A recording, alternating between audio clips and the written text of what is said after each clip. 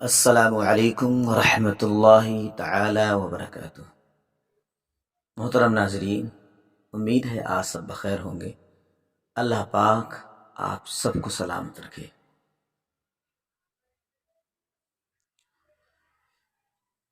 الحمد للہ رب العالمین والصلاة والسلام علی سید الانبیاء والمرسلین وعلی آلہ واصحابہ المتأدبین بالتقوی، اما بعد فاعوذ باللہ من الشیطان الرجیم، بسم اللہ الرحمن الرحیم۔ آج کا ٹاپک ہے ہمارا پٹتے ہوئے ائمہ اور ان کا قتل ہے، اور اہل محلہ اور اراکین مسجد کی غیر ذمہ دارانہ حرکت کی وجہ سے ائمہ مساجد کو دوچار ہونا پڑتا ہے۔ ہماری اس گفتگو کو بڑی ہی توجہ کے ساتھ سنیے گا، اور خاص طور پر ائمہ مساجد سے گزارش ہے کہ وہ ہماری اس گفتگو کو توجہ کے ساتھ سنیں بھی، اور سننے کے ساتھ ساتھ ائمہ مساجد و اراکین مساجد کو سنوائے بھی کہ دیکھیے اس تحریر اور اس تقریر کے اندر کیا کہا گیا ہے۔ شاید آج کی ہماری یہ چھوٹی سی تقریر اور چھوٹا سا یہ موضوع اور یہ تحریر آپ تک پہنچنے کے بعد آپ کے مسجد کے اراکین، خاص طور پر متولیان حضرات اور جو مسجد کے ٹرسٹی ہیں، ذمہ دار ہیں، ان تک یہ پہنچ جائے، اور ان کے کانوں کے اندر جو تیل بھرا ہوا ہے شاید وہ تیل باہر نکل جائے، اور انہیں حق سننا اور حق دیکھنا میسر ہو جائے۔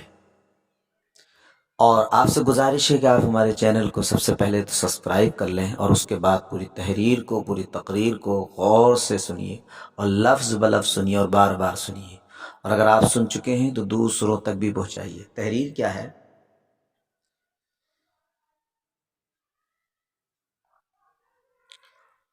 چند سالوں میں ائمہ مساجد کے ساتھ نازیبا حرکات، گالی گلوچ، مار پیٹ اور بہیمانہ قتل جیسے کربناک واقعات کا اضافہ بڑی تیزی سے ہو رہا ہے۔ یا آپ بھی جانتے ہیں کہ ان چند سالوں میں ائمہ مساجد، علماء مساجد کے ساتھ میں کتنی زیادتیاں اور ان کے کتنے قتل، اور ان کو کس قدر کرب کے ساتھ اپنی زندگی کو گزارنا پڑ رہا ہے، جو قوم و ملت کے لیے ایک لمحہ فکریہ ہے۔ ان سبھی واقعات میں کوئی غیر نہیں بلکہ ان کے اپنے مقتدی ملوث پائے گئے ہیں، یعنی جتنے بھی ائمہ کے ساتھ زیادتی کرنے والے پائے گئے اور ان کو قتل کیا، ان کو مارا پیٹا، گالی گلوچ کی، ان سب میں ان ائمہ مساجد کے مقتدی ہی پائے گئے، کوئی غیر نہیں، کوئی غیر مسلم ہندو نہیں تھا۔ حاملان علوم اسلامیہ کو ویسے ہی کیا کچھ کم معاشی مشکلات درپیش تھیں، جو نسلوں کے مدارس و مساجد کی طرف بڑھتے قدم کے لیے سد راہ ثابت ہو رہی ہیں۔ اب ظاہر سی بات ہے، اگر حالات اسی طرح رہے تو آنے والی نئی نسلیں ہماری کیسے عالم بنیں گی، کیسے وہ حافظ قرآن بنیں گے، کیسے وہ حامل قرآن بنیں گے۔ اب ظاہر سی بات ہے، جب وہ عالم دین نہیں بنیں گے، قاری قرآن نہیں بنیں گے، حافظ قرآن نہیں بنیں گے، تو پھر مسجدوں میں امامت کون کرے گا؟ یہ سب سے اہم مسئلہ ہے۔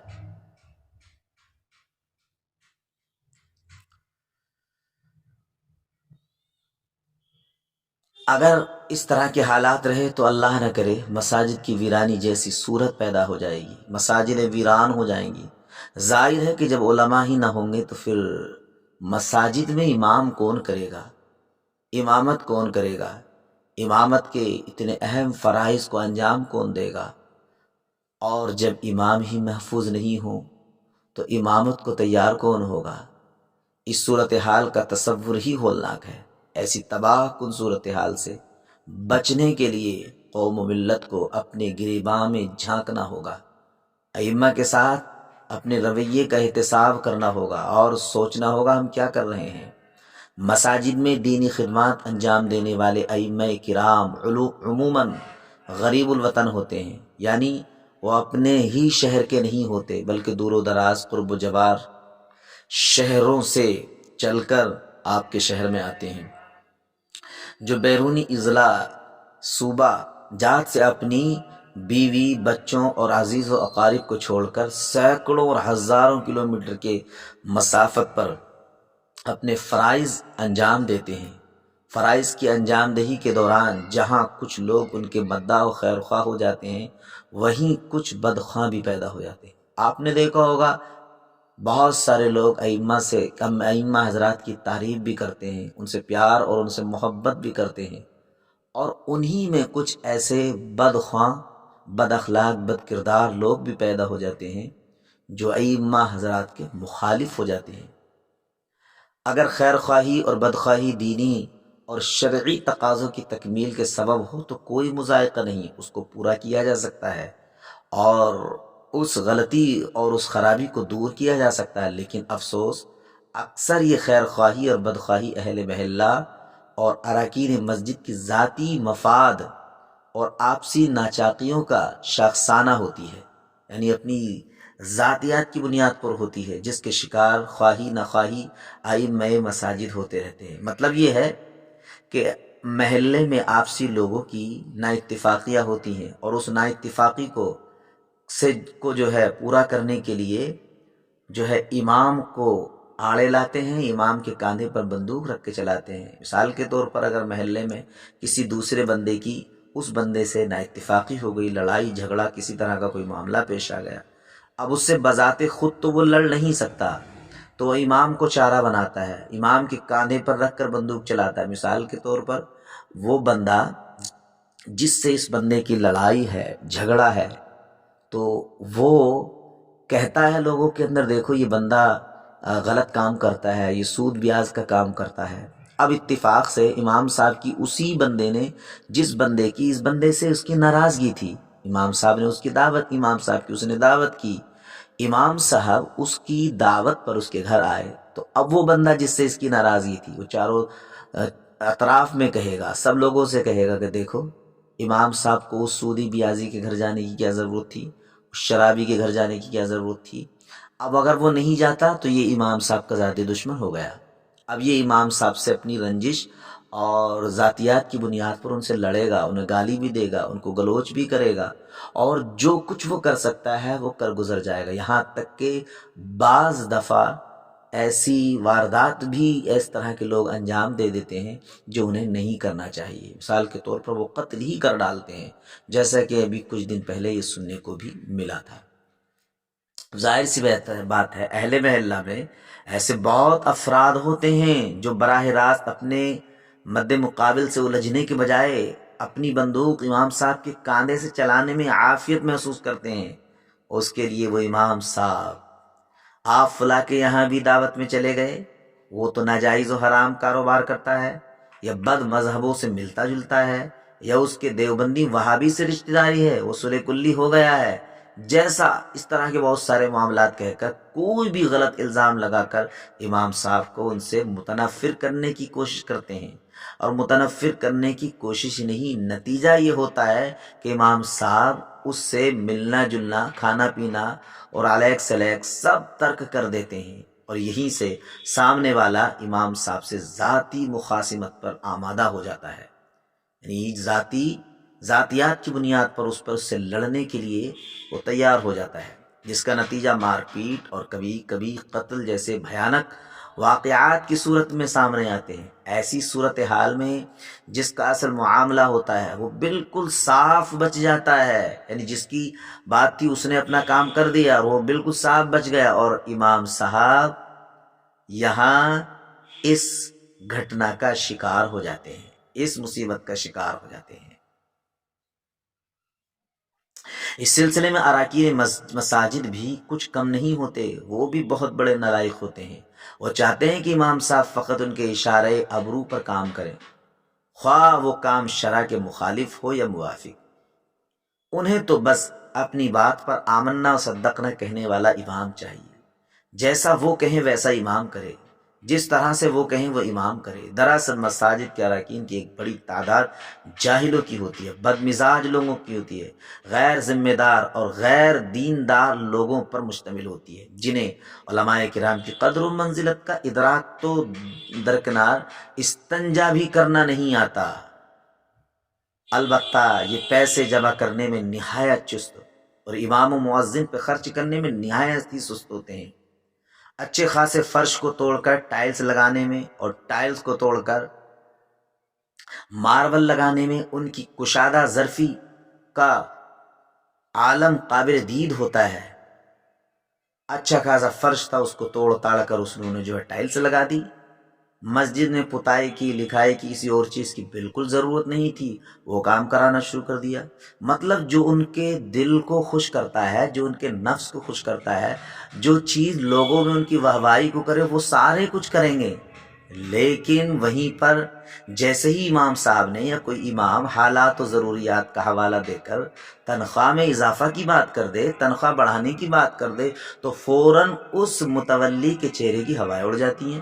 اسے لگتا ہے جیسے میں اپنے گھر سے اپنے باپ کا مال دے رہا ہوں، میں اپنا ذاتی پیسہ دے رہا ہوں۔ فوراً ان کے اندر کسی متقی کی روح حلول کر جاتی ہے، پھر وہ فتوے جڑیں گے، پھر وہ تقوی کی بات کریں گے، پھر وہ قناعت کی بات کریں گے۔ یہ حالات ہیں ہماری اس قوم کے کہ چارہ امام، وہ بیچارہ امام شرمندہ ہو جاتا ہے اور ان کے بھاشن کا مقصد جانتے ہوئے بھی کچھ بھی نہیں کہہ پاتا ہے۔ کیا کہے گا؟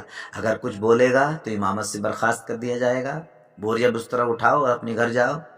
امامت کرنے کے لیے بہت امام ہیں، جو تم جیسے امام تو میں 100 روپلی میں نہ جانے کتنے اکٹھا کر لوں گا۔ پھر اس طرح کے بھاشن سننے پڑتے ہیں۔ فرائض کی انجام دہی کے ساتھ ساتھ ائمہ مساجد کو ایسے نااہل اور ظالم اور بد اخلاق، بد کردار اراکین مسجد کی خوشنودی کا بھی خیال رکھنا پڑتا ہے کہ کون سا میرا مقتدی کتنا ایماندار ہے، کتنا غدار ہے، کتنا وفادار ہے، کتنا ظالم قسم کا بندہ ہے، کتنا بد اخلاق ہے۔ ان ساری چیزوں کا ایک امام کو پھر رعایت کرنا پڑتی ہے، پھر اسی لحاظ سے، اسی حساب سے اس امام کو ان سے بات کرنا پڑتی ہے۔ کہیں امام صاحب ناراض، کہیں متولی صاحب ناراض نہ ہو جائیں، کہیں سیٹھ صاحب ناراض نہ ہو جائیں، کہیں قاضی صاحب ناراض نہ ہو جائیں، کہیں حاجی جی ناراض نہ ہو جائیں۔ اس لیے صدر نے برخاست کر دیا کہ انہوں نے اس طرح کی بہت ساری وارداتیں سامنے آتی ہیں، لہذا خدارا مسلمانوں، ہوش کے ناخن لو اور اپنے ائمہ علماء کی قدر کرو۔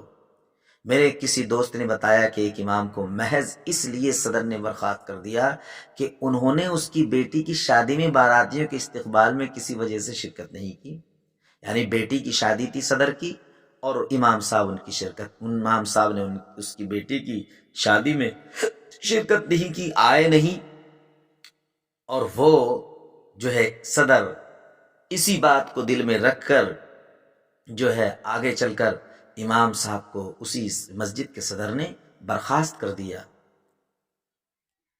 لہذا صدر صاحب کی غیرت صدارت کو جوش آ گیا اور امام صاحب کو منصب امامت سے آنن فانن حادت ہونا پڑ گیا۔ اسی طرح خلاف شرع امور میں ملوث ایک پیر صاحب سے سلام کلام نہ کرنے پر ان کے مرید ممبران مسجد نے امام کو برطرف کر دیا۔ کیوں؟ کیونکہ امام خلاف شرع امور کرتا تھا، داڑھی کاٹتا تھا، عورتوں سے پیر دبواتا تھا، خلاف شرع امور کرنے کے ساتھ ساتھ کچھ ایسے کام وہ کرتا تھا جو اس کو نہیں کرنا چاہیے تھے۔ اس بنیاد پر امام صاحب نے ان کو سلام نہیں کیا، کلام نہیں کیا، تو ممبران مرید نے مسجد کے ان ذمہ دار حضرات نے اس امام ہی کو برخاست کر دیا۔ کیوں؟ کیونکہ انہوں نے ہمارے امام صاحب کی تعریف نہیں کی، استقبال نہیں کیا، ان سے سلام نہیں کیا۔ یہ نقطہ بھی قابل غور ہے کہ دنیا کے سارے خطوں میں کسی بھی ملازم کے لیے ایک ورکنگ آور، ایک کام کے لیے اگر آپ کو متعین کرنا ہے، چنانچہ جب کسی ملازم کی تقرری عمل ہوتی ہے تو اسے اسی وقت بتا دیا جاتا ہے کہ اسے کتنے گھنٹے کام کرنا ہے، اسے ہفتے میں کتنی چھٹیاں ملیں گی، کتنی تنخواہ ملے گی، اور اس میں کتنے دنوں پر کتنا اضافہ ہوگا، اور اگر کبھی ملازمت سے برطرفی کی نوبت آئے گی تو کتنے دنوں قبل اسے اس کی اطلاع دے دی جائے گی کہ اس وقت پوری تنخواہ دی جائے گی یا آدھی یا بالکل نہیں۔ یہ ساری باتیں قبل از ملازمت طے ہو جاتی ہیں، پھر اسی حساب سے ملازمت چلتی رہتی ہے۔ لیکن ائمہ مساجد کی ملازمت میں ان میں سے کسی بھی چیز کی کوئی رعایت نہیں کی جاتی۔ کوئی نہیں پوچھتا ہے کہ تمہیں 7 گھنٹے مسجد میں رہ کر امامت کرنا ہے، 5 وقت کی 2 وقت کی نماز پڑھانا ہے، 3 وقت کی نہیں پڑھانا ہے، کوئی بھی نہیں کہے گا۔ مسجد کی جتنی ذمہ داریاں ہیں وہ ساری کرنا ہوں گی، اور جہاں تنخواہ کی بات آئے تو 7,000، 5,000، 8,000، 9,000، 10,000، زیادہ سے زیادہ 12,000، اس سے اوپر نہیں ہوتی ہے۔ اللہ اکبر!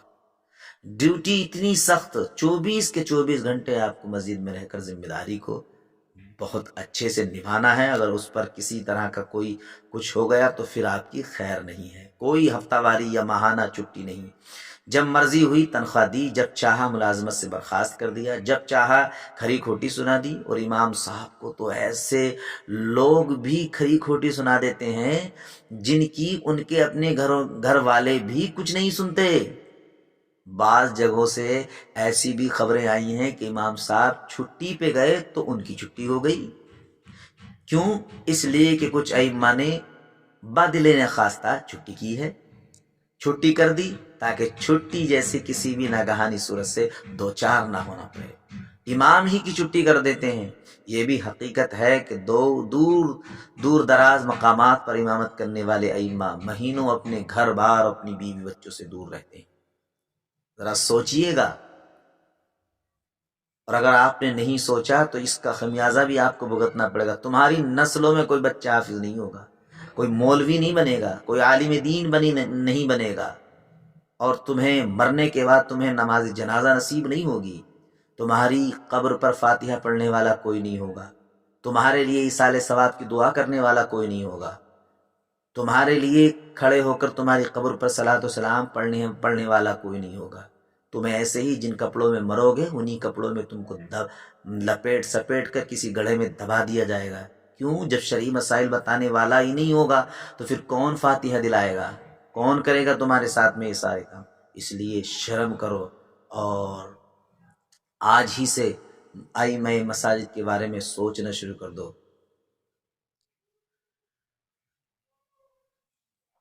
لیکن اہل محلہ اور اراکین مساجد کے دکھ درد میں شریک ہوتے ہیں، سب کے کام آتے ہیں یہ امام صاحب، سب کا خیال رکھتے ہیں۔ اس کے باوجود بھی امام صاحب کے بارے میں کوئی نہیں سوچتا کہ ان کی بھی بیوی ہے، ان کا بھی بچہ ہے، ان کے بھی گھر والے ہیں، ان کا بھی دل چاہتا ہے اپنے رشتہ داروں سے ملنا، ان کا بھی دل چاہتا ہے کہیں گھومنے کو، ان کا بھی دل چاہتا ہے کہ وہ بھی اچھے کپڑے پہنے، ان کا بھی دل چاہتا ہے کہ وہ بھی سردیوں کے کپڑے بنائے۔ کبھی آپ نے سوچا کہ لاؤ میں اپنے بچے کے لیے، اپنے گھر والوں کے لیے، اپنی بیوی بچوں کے لیے اچھے اچھے کپڑے موسم کے اعتبار سے لے کر آتے ہیں؟ کبھی آپ نے سوچا لاؤ میں اپنے ایک بچے کے لیے لے کر جا رہا ہوں تو میں لاؤ امام صاحب کے لیے بھی لے لوں، ان کے بچے کے لیے لے لوں، ان کی بیوی کے لیے بھی ایک جوڑا لے لوں، جوتے چپل لے لوں، اور انہیں جا کر بطور ہدیہ نذرانہ پیش کروں؟ کبھی نہیں کرتے۔ کیوں؟ کیونکہ آپ سوچتے ہی نہیں ہیں ان کے بارے میں، اور سوچتے ہی نہیں بلکہ سوچنا بھی نہیں چاہتے ہیں۔ اس کے باوجود بھی امام صاحب کے بارے میں کوئی نہیں سوچتا، ان کا کوئی سچا ہمدرد نہیں ہے، ورنہ ایسے افسوسناک اور ہولناک واقعات و حالات کبھی رونما نہیں ہوتے۔ لاکھوں کروڑوں روپئے مساجد کی آرائش زیبائش پہ تو خرچ کر دیتے ہیں، لیکن امام مؤذن کی بقدر کفایت بھی تنخواہ دینے میں کلیجہ منہ کو آ جاتا ہے، اور باتیں بناتے ہیں کھڑے ہو کر کہ انہیں تنخواہوں کی کیا ضرورت ہے۔ اب ضرورت کیسے ہو سکتی ہے؟ امام تو گدھا ہے، امام کوئی انسان کوئی ہے؟ وہ تو جانور ہے۔ امام کوئی شادی کوئی کرتا ہے؟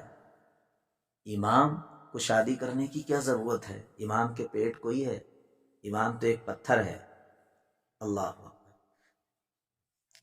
جس معاشرے میں لوگ اپنے پالتو جانوروں کی بھی بنیادی ضرورتوں کا مکمل خیال رکھتے ہیں، ان کی صحت تندرستی کی فکر کرتے ہیں، گاہے بگاہے راتوں کو بھی اٹھ کر ان کی خیریت و عافیت کے تعلق سے اطمینان کر لیتے ہیں، پوچھتے ہیں، بار بار دیکھتے ہیں۔ وہاں لوگوں کا اپنے ایمان کی بنیادی ضرورتوں سے بھی غفلت برتنا نہایت ہی شرمناک امر ہے۔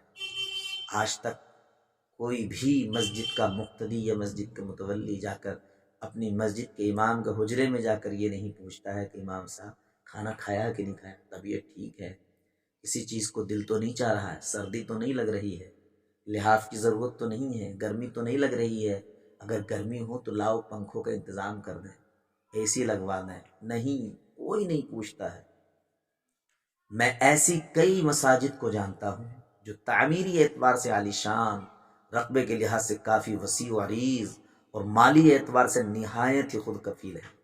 ان مساجد کی اپنی آمدنی لاکھوں روپے ماہانہ بتائی جاتی ہے، وہاں کسی اضافی تعاون کی قطعی ضرورت نہیں، پھر بھی کئی صاحبان ثروت وہاں صرف اس لیے لاکھوں کا تعاون پیش کرتے ہیں کہ معاونین کی فہرست میں، یعنی چندہ دینے والوں کی فہرست میں ان کا نام سر فہرست اور نمایاں رہے، جبکہ جن مساجد کو اس خصوصی تعاون کی سخت ضرورت ہوتی ہے، کچھ مساجد ایسی ہوتی ہیں کہ جہاں چندہ کرنے کی جو ہے سخت ضرورت ہوتی ہے، چندے کی سخت ضرورت ہوتی ہے، لیکن وہ لوگ، وہ صاحب ثروت وہاں پیسہ نہیں دیں گے، وہاں پیسہ دیں گے جہاں ان کا نام ہوگا، جہاں ان کے نفس کو جو ہے نفس کی خواہش پوری ہوگی۔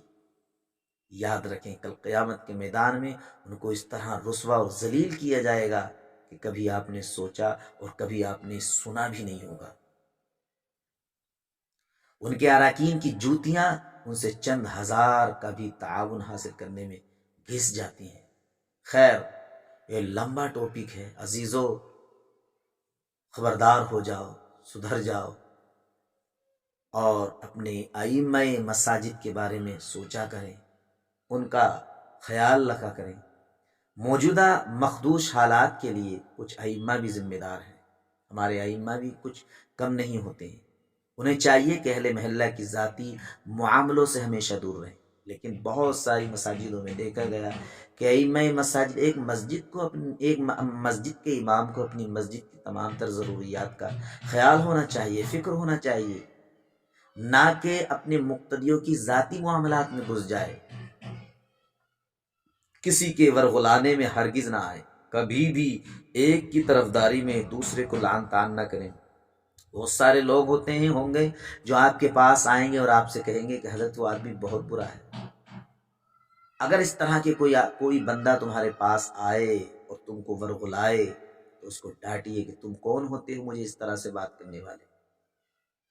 شرعی بات ہے، شرعی مسئلہ ہے، وہ آپ مجھ سے کہیے۔ کوئی بات ہے، نماز کا مسئلہ ہے، دین کا مسئلہ ہے، زکوٰۃ کا مسئلہ ہے، وہ آپ مجھ سے پوچھیے۔ اس طرح سے مجھ سے کیوں کہہ رہے ہیں؟ میں لوگوں میں اس کا تذکرہ کر میں اپنے آپ کو بدنام کر لوں، وہ میرا ذاتی دشمن بن جائے گا؟ تو آپ ایسا ہرگز مت کیجیے گا، اور اس کو ڈانٹیے، اور متولی صاحب کو بلا کر، جو مسجد کے ذمہ داران ہیں ان کو بلا کر اس کے بارے میں بتائیے کہ یہ بندہ مجھے اس طرح سے کہہ رہا ہے، تاکہ آئندہ سے آپ خبردار ہو جائیں، وہ سارے لوگ جو ہے خبردار ہو جائیں۔ کبھی بھی ایک کی طرفداری میں دوسرے کو لعن نہ کریں، ورنہ تو آپ مارے جا سکتے ہیں۔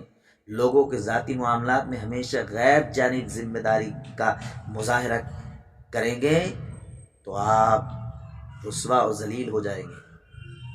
ہمیشہ آپ شرعی معاملات میں ہمیشہ شریعت کی طرفداری رکھیں، کسی کی بھی پرواہ کیے بغیر بلا خوف و تردد حق کا اظہار کریں، فقط شرعی احکامات کی پابندی کریں، اور حکمت و موعظت کے ساتھ دین کی تبلیغ و اشاعت کا فریضہ انجام دیں۔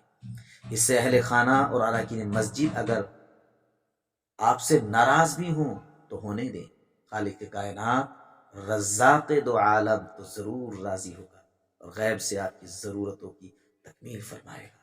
لیکن اگر اس کے برعکس آپ نے اپنی ذمہ داری کا خیال نہ کیا اور بس یوں ہی آپ اپنی بیرا روی کا شکار ہوتے رہے اور اپنی منمانی کرتے رہے تو ایک دن ذلت کا لباس آپ کو پہننا پڑے گا۔ جو قوم تمہیں عزت دے رہی ہے وہی قوم تمہیں جوتے مار کر نکالے گی۔ لہٰذا آپ کو بھی چاہیے کہ آپ اپنی ذمہ داری کو ذمہ داری کے ساتھ نبھائیں۔ امید ہے میری یہ چند باتیں آپ کو سمجھ آئی ہوں گی۔ اگر آپ کو سمجھ آئی ہیں تو دوسرے لوگوں تک بھی پہنچائیے گا، شیئر کیجیے گا۔ خاص طور پر آپ سے گزارش ہے کہ ہمارے چینل کو سبسکرائب کر لیں۔ اور آپ کون سے علاقے میں امامت کرتے ہیں، کہاں پر امامت کر رہے ہیں، آپ ضرور بتائیے گا۔ اور کیا آپ کے یہاں بھی اس طرح کے حالات پیدا ہو رہے ہیں جو میں نے یہ باتیں اس میں کہی ہیں؟ اگر یہ بات سچ ہے تو آپ کمنٹ کر کے ضرور بتائیے گا۔ السلام علیکم۔